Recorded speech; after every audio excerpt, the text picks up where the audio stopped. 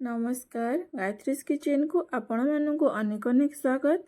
आज मु आपण मानक फूलकोबी आलू मटर तरकारी रेसिपी शेयर करी। तो त्यापाई पैन रे तेल गरम होगा को रखीचे। तेल गरम होला परे फूलकोबी को दे लो फ्लेम रे फ्राई करी। कोबी फ्राई हो गलानी आलू को भी दे फ्राई करी। आलू फ्राई हो जाइए गोटे प्लेट को काढ़ी नेबे। जो तेल रे आलू और कोबी को फ्राई करी से तेल रे गोटे गरम मसला जीरा अदा रसुण पियाज बटा मसला को दे 2 ରୁ 3 मिनिट कषिबे। मसला कषि होला परे कटा टमाटो स्वाद अनुसार लुण हलदी गुंड धनिया गुंड लंका गुंड दे मसला रो तेल छाड़िया पर्यंत मसला को भल से कषिबे।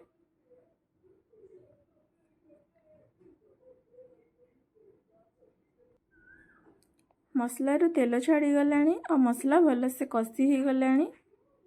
फ्राई करके रखिथिबा आलू कोबी और मटर को देबे और मसला रे भल से गोले नेबे। 2 ରୁ 3 मिनिट एमती कषिबे।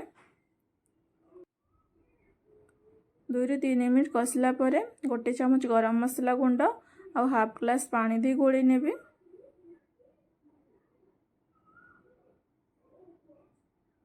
और कवर करके 5 मिनिट कुक होगा देबे। 5 मिनिट कुक होला परे गरमा गरम आलू कोबी मटर तरकारी पूरा पूरी रेडी हो जाइए।